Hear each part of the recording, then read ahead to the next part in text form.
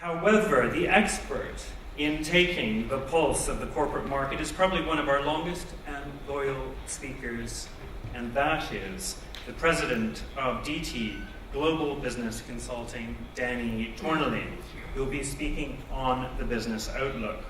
What are the corporates doing? Please join me and welcome Danny back to Rebecca's US for Conference.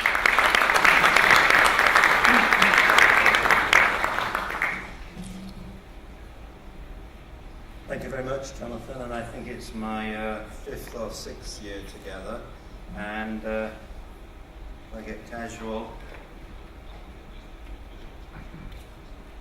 Maybe just a few words of introduction to our Russian friends in the room. I first came to the Soviet Union in 1978. Unfortunately, when some of the younger people in the room were not born. I keep coming back to Russia every 2 weeks, and I work with 460 major corporations of the world, including some in the hotel industry. I am a Russophile, which means I like Russia and the Russian people. I had the pleasure of reading all the literature, and not just Tolstoy, Dostoevsky, but Gogol, Gorky, Yeli, Akhmatova. I confess with great pride my favorite book, and I read a lot of books, is Master and Margarita by Bulgakov. I've seen the fantastic TV series that was produced out of Russia. For my crimes, my doctoral thesis is on Soviet political economy, 1927 to 1937. And my wife is Austrian, I'm British-French, and I have one beautiful daughter who is 28 years old at Oxford University. I wanted to share that with you. And her name is Natasha. I read War and Peace when I was 18 years old. So it was either Natasha Rostova or Pierre Bezukhov. And I decided Pierre Bezukhov was a terrible name for a girl. So there we are. So I hope every Russian person in the room thinks I'm a really good guy by now, okay? I'm going to spend 2 minutes talking about the world, and then business in the world, and then focusing on Russia. I've been saying, unfortunately, for 5 years that globally business is tough, difficult, and bad. For 85% of my clientele, Dow, DuPont, Eaton, Emerson, Procter & Gamble, Nestle, Unilever, IBM, Cisco, on and on and on. For 85%, it's tough and difficult. We've never recovered properly from 2009. The business environment today is chronic. We had the crash, and now we have a chronic illness in business, which unfortunately, ladies and gentlemen, I think will continue for at least 5 more years. Caterpillar have downgraded negative revenues for the 4th year in a row, which is the worst results in the 150-year history of Caterpillar.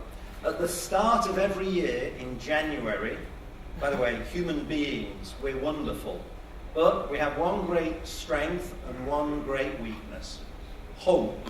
We always hope.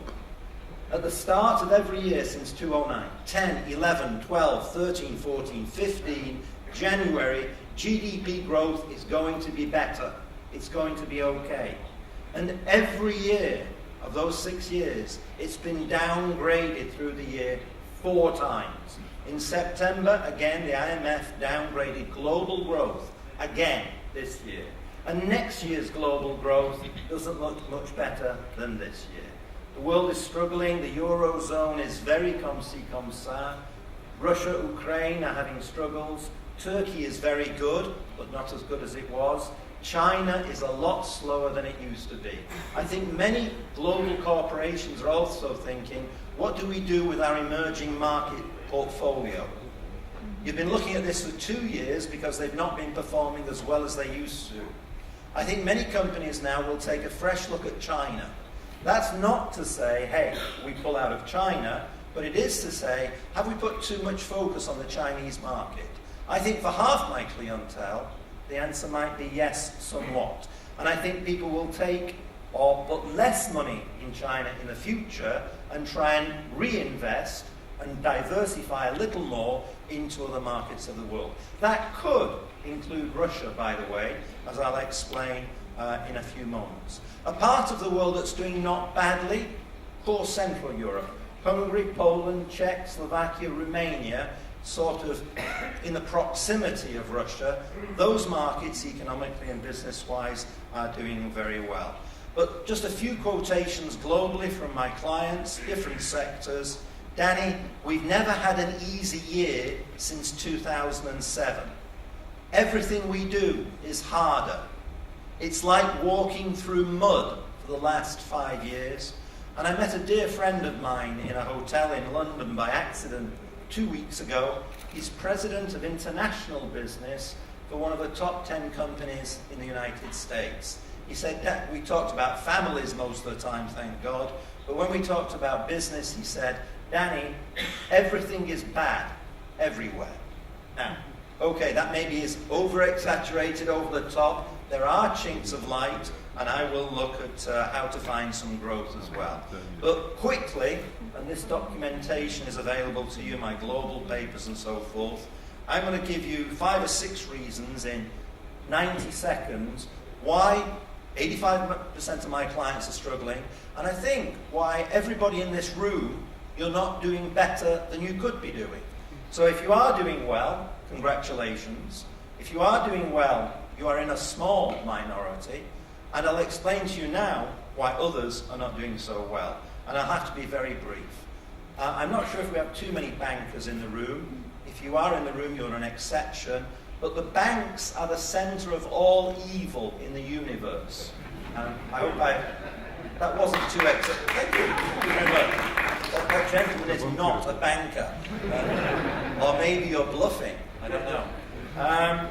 They're not doing their job, they're not lending, they've not performed properly with the support we provided them. We should have nationalised them, controlled them, consolidated them in 2009, and our governments were incapable of doing so. The austerity programmes damaged, the obsession with austerity programmes, second point, damaged business and the economy. Countries that modified austerity improved, including Central Europe. Russia also was not austerity obsessed until recently, and the same applies to Turkey. Consumer confidence naturally is shattered and down, and even in Russia, of course, because of specifics of Russia, consumer confidence went down in the first quarter, stayed down in the second quarter with some improvement, and are sort of stabilised. The indicator is minus 24 in Russia today, for those of you who follow the consumer indicator. Unemployment has not been fixed properly around the world. You might say, well, there are some improvement in jobs around the world, but these are non-standard jobs. Part-time, mini jobs, subsidised jobs, and self-employed people. 50% of new jobs in the last 10 years in the developed world are non-standard. And this is one reason, ladies and gentlemen, at the very foundation why global consumers are not as happy as they should be. And with this supposed oil bonanza, they've got $350 billion extra consumption money to spend. Have you in your hotels seen the $350 billion? I think not. Certainly around the world, the consumer goods companies have not. The United States of America last quarter, retail sales grew 1%. Now that's not a bonanza, that's not a consumer surge. Unemployment, non-standardization, outsourcing, downsizing, inevitably, ladies and gentlemen, after 5, 10, 20 years, have an impact on the employment structure and the way people behave. Fourth point, business investment is not growing.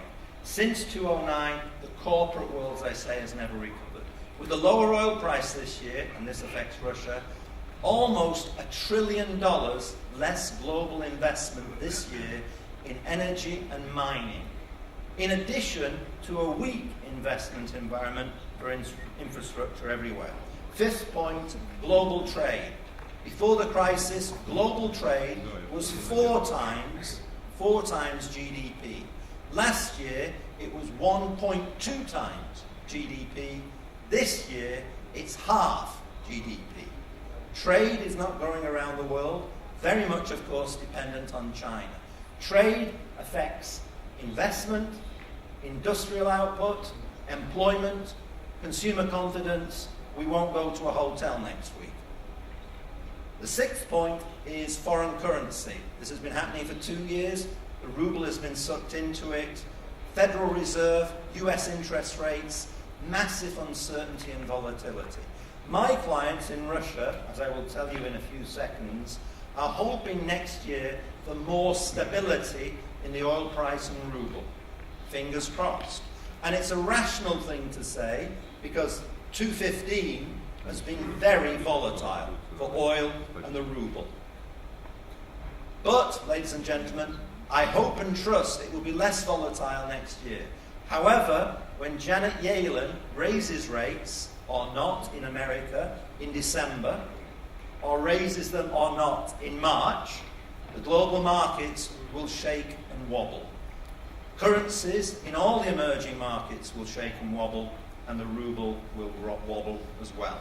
Those are 5 or 6 underlying reasons why the global economy is not fixed and why Russia is sucked into some of those problems.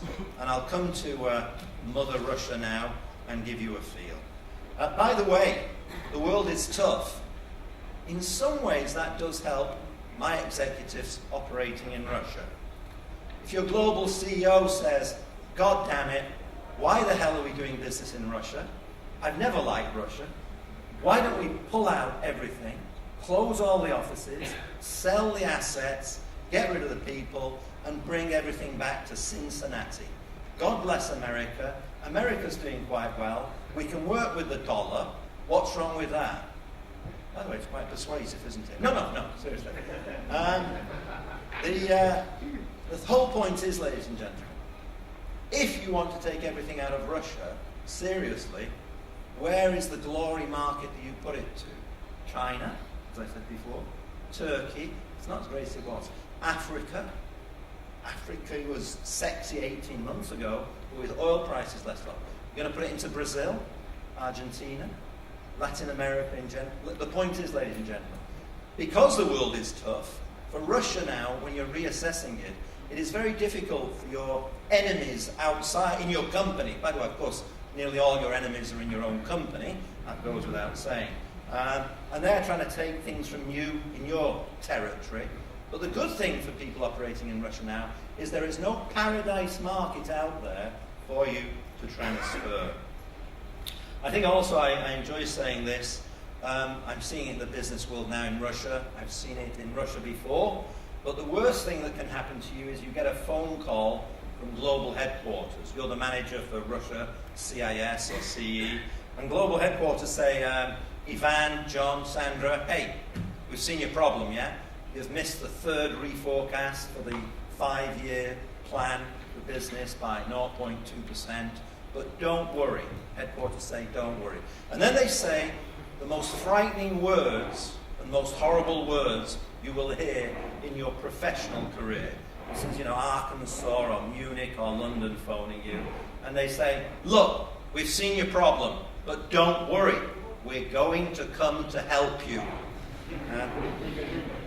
They come with their global standardized systems, with their IT systems, with their marketing plans and their projects. They say, look, this marketing technique works really well in Alabama, so it's going to work really well in the Urals or in Anatolia. So what I'm seeing now specific to my clientele, looking forward to business in Russia in 2016. What have they done? What do they want to do? It depends on what sector you're in. Very brief. Pharmaceutical and health in Russia was very, very good. Started this year with good expectations and is not bad at all, but not as good as they hoped in January. What does that mean in numbers? Many of my pharma health clients this year will grow their business sales in rubles 8 to 14%. By the way, some are minus 10, some are plus 30. Cluster, the average, 8 to 14% in rubles. Consumer product companies. The Russian consumer is resilient. The Russian consumer has been bashed the last 18 months. Real wages used to be plus 12%. Now they're minus 10%. That's a shift of 20% on real wages in 2 years. Real wages in Russia after inflation were fantastic. Now, they're miserable. But unemployment at 5.2 is not that bad. What we're seeing in Russia today and some other markets, Western companies, Russian companies, and the Russian government are not firing thousands of people.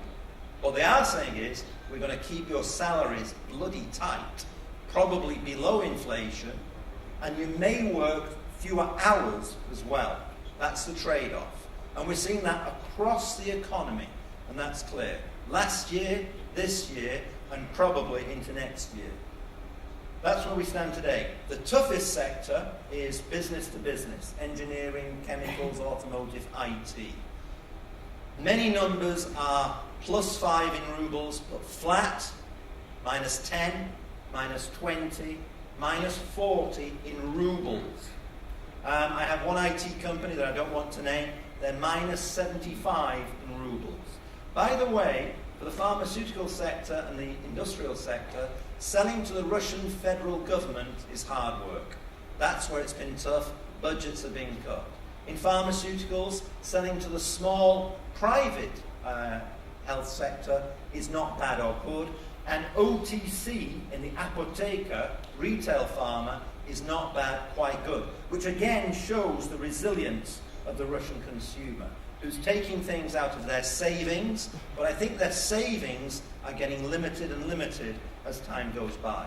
The whole point of this, though, those are the 3 sectors at least, the whole point of this is your customers, your clientele in this room and outside this room, and I've said it for 3 years about Russia, Russia used to be the great brand premium price market. 202 to 209, 210, 211, 212. It was a great market. You bring in your brand, you bring in your quality. Russian consumer or international consumer understands it, they want it, they pay money, you get good profits. Business, happy days. What's been happening in Russia and the world since 2009 is your consumers and every consumer is saying, I love your brand, I love your quality, why are you so bloody expensive? And then your sales and marketing people have to explain why you're so bloody expensive. By the way, you deny immediately that you're expensive, of course. Value for money solution, longevity, blah, blah, blah. I was in marketing, you can see. That's the challenge, though. Explaining the value proposition. I think Russia's changed in the last 5 years, in the last 2 years. And it is much more now. A more complicated market. One of my chocolate clients says, Danny, the Russian consumer is making decisions with their wallet, not with their stomach. And I think we know the Russians, and they're first of all they love their children, and then the second thing they love is chocolate. So that's something important there. But the whole thing has changed and become more complex. And my advice to my clients is, look at your portfolio, your product portfolio in Russia. Can you diversify it? Can you go mid, mid-low, upper mid? Can you innovate upwards? Sure, but really, how can you innovate downwards?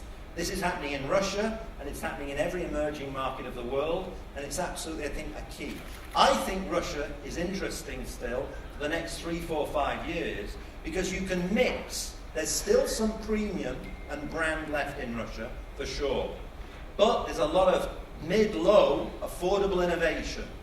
The second, third tier cities, Siberia, the regions, the Urals, the south of the country. And that's an interesting proposition, to have brand and premium combined with affordable. And there are many markets of the world where combining those two is not even an option. One of my clients thinking for 2016, would you believe in their budgets? And we asked this is anecdotal and based on a survey of 200 of our clients. My clients are saying in 2016, we will grow in rubles a little bit. So if the cluster average was 8 to 14%, the cluster average next year is 10 to 16%. On average, that's a generalization with massive outliers.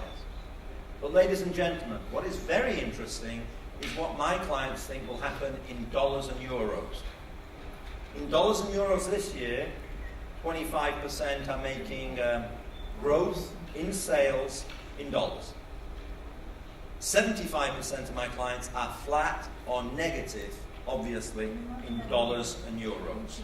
We've had the devaluation. You can raise prices, of course. My clients have raised prices all of this year.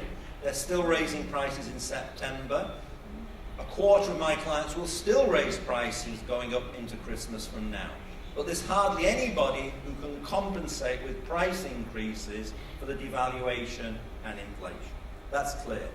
So this is why many of my clients this year, -20, -25, -30 in dollars. That's why explaining Russia to the global board, hey, we're growing 10% in rubles. But unfortunately, usually your CEO, he wants the bottom line in dollars and foreign currency. This year's budgets for 2016 is interesting. My clientele, 80% of them are looking at an upward shift. In rubles, yes, a small one, but they're looking for a noticeable upward shift in dollars and euros. They're not saying we're going to grow 20-25% in dollars. But those who are -25 are looking at -2. Those who are -15 are looking at flat +5. Those who are flat looking at +10. There's an upward chunk upwards, and that's good news. It means essentially 8% in rubles could be 5-6% in dollars, euros. What's the basis of this? Is this just this hope again, or fingers in the air, fingers crossed? I think what executives are planning is the following.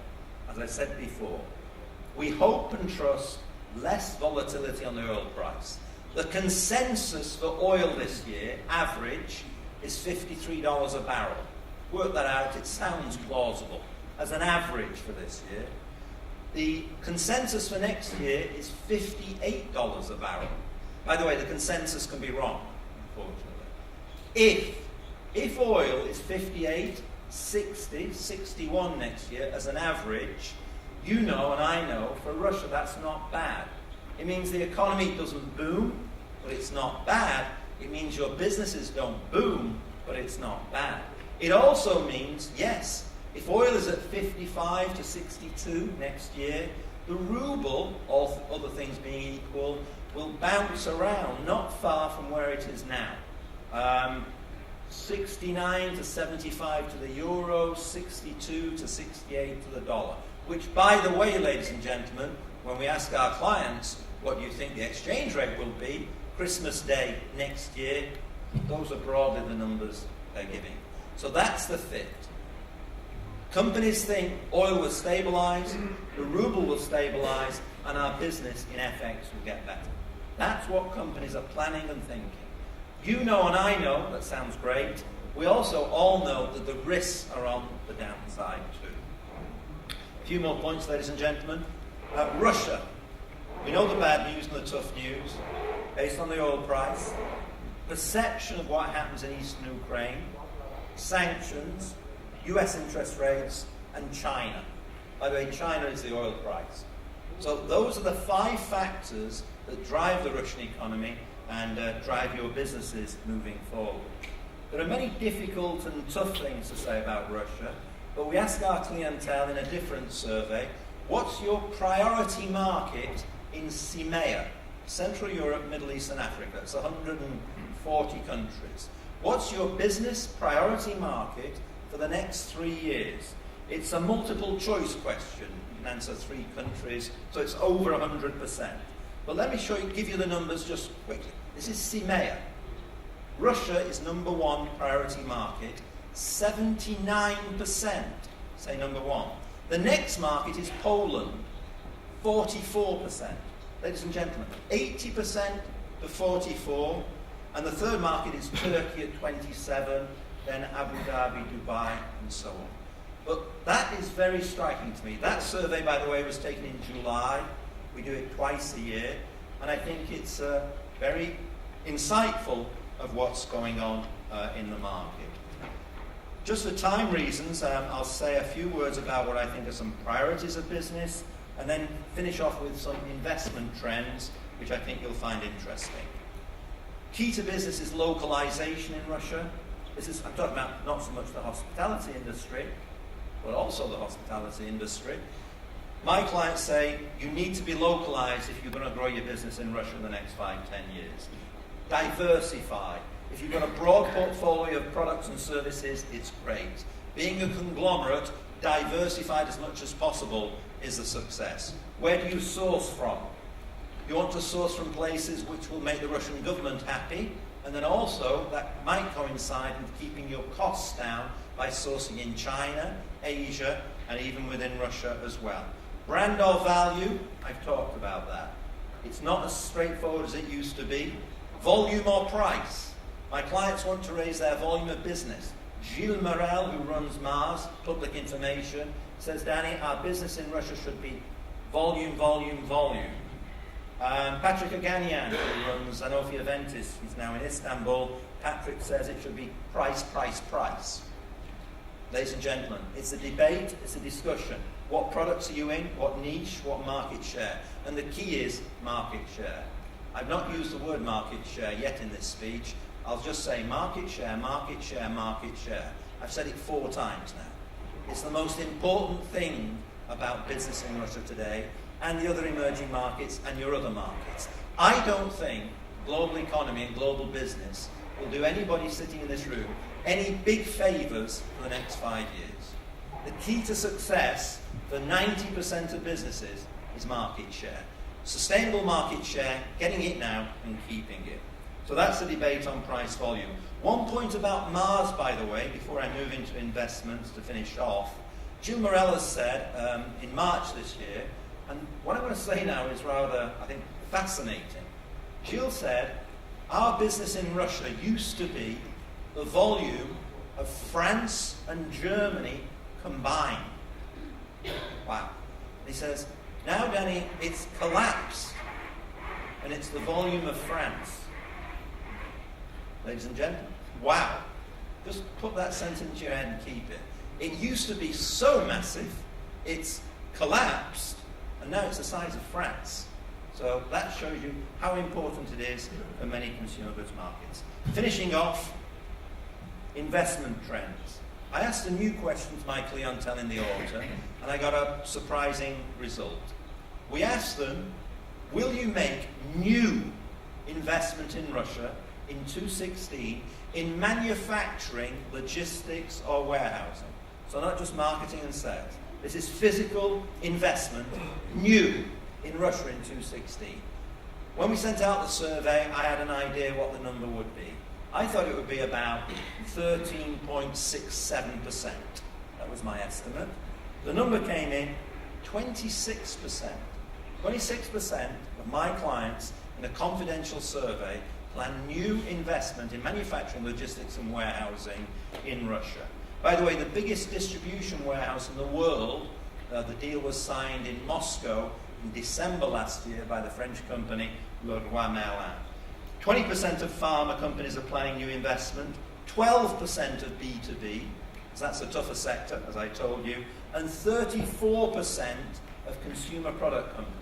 Okay, I don't think Procter & Gamble, take a name out the air, are planning to build a detergent plant in Moscow Oblast for 150 million next year.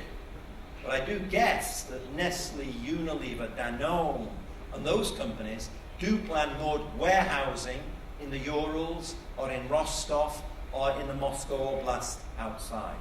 They're planning logistics to build up their businesses here. I think I'm also seeing a lot of small, medium-sized M&A activity.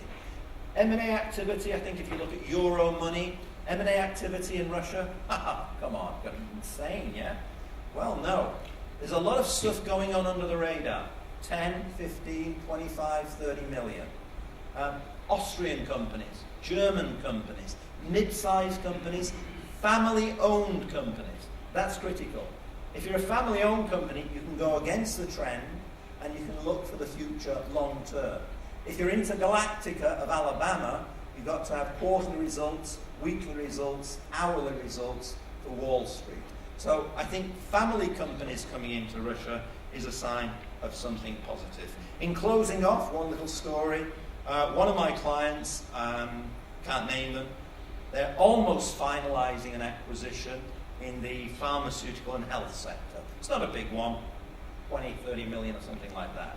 They're looking at buying the distribution system. They want to buy the deliverables and receivables that they already have. And they think they can get a good return on business in the next 5 to 7 years in Russia. That's the plan. So not an ROI next year, not an ROI in 3 years. The people doing this have 25 years experience of doing business in Russia. And I think what's also interesting is this one deal, they've got to get it, they're very, very confident. But they've been in competition with 5 Western companies and 1 Russian company. So as I say, in the pharmaceutical sector, at this level, there's certainly interest. I think the whole thing I would like to say, long-termism and relationships. In Russia, certainly, of all the countries of the world, but all emerging markets of the world, the key to success is building long-term relationships. Friendship, partnership, and trust over the years. Any company, any chain, any brand can be a great business partner when the sun is shining. It's 2007. We're growing at 36% top line.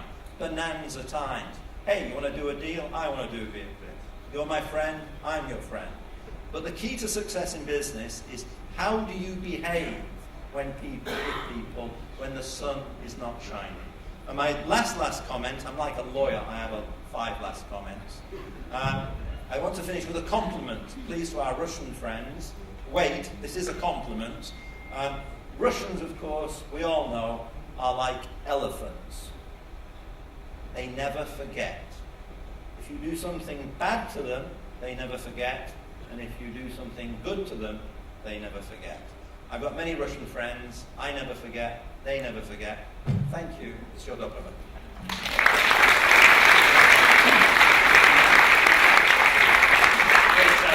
Thank you, Danny. Just very quickly, we're running out of time, but that was a great pick-me-up opening presentation, so thank you for that. You mentioned that since 2007, it's like walking through mud. Everything is bad everywhere. The world is tough. But you haven't spoken about our industry, about the hotel and tourism industry, and I know you have hotel clients as well. And everybody I speak to in this room are somewhat positive. Maybe it's because they're just being friendly to me when I say hello, how are things going? And they say it's going well, it's going good. Maybe it's because they're diversifying, as you said, but perhaps you can, I talked earlier about the 4% growth rate that we're seeing over the next 8 years. So quite a dynamic sector we're in. Good point. Maybe your colleagues are wrong. No, I don't think so. I think you're absolutely right. I think it's the geographical diversification. I said before, there are some tough spots, many tough spots, but I also know, and you know, and your industry knows, you've adapted to the change. Very much on what I've been saying. Okay, if you've got great super premium, high brand premium, and you don't want to dilute that, then fine. And in some countries, some markets, and some propositions, you can do that. The middle class is not growing as quickly as it used to, but for many of those super premium, the rich and middle class, of course, are moving. My clients regional say, Danny, sometimes our Russian consumers don't buy in Russia, so we see a collapse of sales, but we see a surge of sales in Switzerland by Russian consumers. The same happens with China. So it's very difficult to define where the business is actually coming from at certain levels and brands. I also think and know that the hotel industry, the hospitality industry, has adapted on the value proposition. If you've got an empty shop or an empty hotel, you've got a couple of options. One is to close it, or one is to try and fill it up somehow. And then you make compromises on the profit margins, etc., and on the model. And I think the hospitality industry and all industries have made compromises about affordability, the proposition. Other companies, Kellogg, Fats are in food, and hundreds or thousands of consumer product companies, and you're in the consumer industry, they've introduced sub-brands, sub-premium, new brands, new proposition, new marketing techniques, etc. I think put the affordable innovation, the expansion of the portfolio, the consumer segmentation your industry has done, and in addition to that massive geography, globalization, we can do that. As we know, the Eurozone is a little bit better. It's in a sweet spot. It should be better, but it's doing moderately okay. Whether that's sustainable or not, I'm not so sure. And I think also, I gave the impression emerging markets are struggling. They are, but my God, I am somebody who believes in the emerging markets for the long term. I think the emerging markets, which is a big basket, are going to have another tough 18 months, especially because of US interest rates and oil and other stuff. But I think if you have a business plan for the emerging markets for 3, 5, 7, 10 years, they're going to be a very, very important part of your global growth, because I don't see the developed world surging. I see the developed world plodding on. I think the emerging markets picking up in the next 18, 20 months. Great. Please show your appreciation to Danny Thorniley. Thank you.